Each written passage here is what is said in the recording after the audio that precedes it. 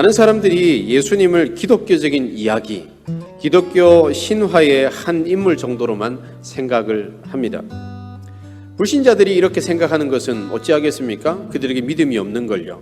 그러나 믿음이 있다고 하는 사람들조차도 그 믿음을 이야기하면서 우리가 믿는 예수 그리스도에 대해서 실제로 존재했던 인물이고 그의 십자가 사건은 실제 역사 속에 일어났던 사건이라는 것을 인정하지 않고 마치 신화의 한 사건처럼 그렇게 기독교적인 이야기처럼 생각하는 지체들이 때로는 있다는 겁니다.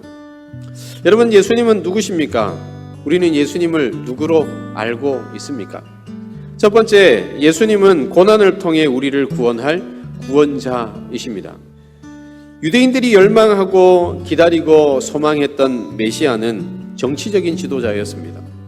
정말 강력한 군대와 같은 큰 힘이 있어서 로마의 압제로부터 우리를 구원하고 해방시키고 참된 하나님의 백성으로 살아갈 수 있게 만드시는 분, 그 분을 유대인들의 지도자들은 원했고 많은 유대인들이 소망하고 있었습니다.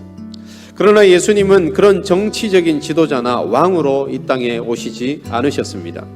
예수님은 고난을 받고 죽으심으로 백성들을 구원하고자 하셨습니다. 예수님은 죄의 종이 되어서 죄의 종노릇하는 사람들을 구원하시기 위해 오셨습니다. 그래서 합당한 대가를 치르시고 그 값어치로 누구를요? 죄인을 사셔서 죄의 노예가 되어 있고 죄의 종이 되어 있던 사람을 자유롭게 하신 것이었습니다. 그 합당한 대가로 치르신 것이 무엇일까요? 바로 예수님의 생명이었습니다. 자신의 생명과 죄인의 생명을 맞바꾸시고 죽을 우리에게 구원을 주시고 죄에서 해방하게 하셨습니다. 두 번째, 예수님은 하나님의 아들이십니다. 예수님은 이 세상에 있는 성인이라고 불려지는 사람들 중 한 사람이 아닙니다. 그런데 여러분, 성경을 잘 살펴보면 특히 공관복음, 마태, 마가, 누가복음 그 어디에서도 예수님이 직접적으로 스스로를 가리켜서 나는 하나님의 아들이다라고 말씀하신 적이 없습니다. 왜 직접적으로 이런 언급을 하지 않으셨을까요? 그들은 다윗의 후손으로 하나님의 아들이 태어나게 되는데 그가 이스라엘을 튼튼하게 지켜주고 하나님의 복을 받게 하고 정치를 잘해서 이스라엘을 부강하게 할 것이고 온갖 외적의 침입으로부터 자기들을 안전하게 보호해주는 용사 같은 인물로 올 것이다, 이렇게 기대한 겁니다. 이것은 이스라엘에 깔려있던 하나님의 아들 사상이었습니다. 만약 예수님께서 자신을 하나님의 아들로 알리셨다면 어떤 일이 일어났을까요? 내가 곧 하나님의 아들이다 선포하는 순간 사람들은 예수님께서 영적인 하나님의 아들로 이 땅에 오셔서 영적으로 평안과 은혜를 허락해 주실 것을 전혀 알지 못했을 거예요. 그리고 여기저기에서 예수님의 능력을 이용하려고 하는 사람들로 인하여서 예수님의 사역이 많이 힘들어졌을 것입니다.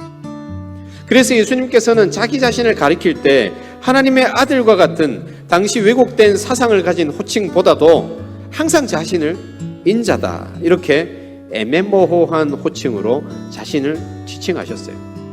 다니엘서 7장 13절에 대해서 인자에 대해서 이렇게 기록한 장면이 있습니다. 내가 또 밤 환상 중에 보니 인자 같은 이가 하늘 구름을 타고 와서 예쪽부터 항상 계신 이에게 나아가 그 앞에 인도되매. 이 모습은 예수님께서 부활하신 후 승천하실 때의 장면을 떠올리게 합니다. 이 장면은 결국 예수님이 신적인 존재, 하나님의 아들이시며 그분이 곧 하나님이심을 말해주는 구약의 표현이시죠. 이렇게 말씀하시면서 왜곡되었던 이스라엘 백성들의 사상과는 다른 모습으로 일하실 것임을 이 인자라는 표현을 통해 예수님께서는 계속해서 그들에게 자신을 알리셨습니다.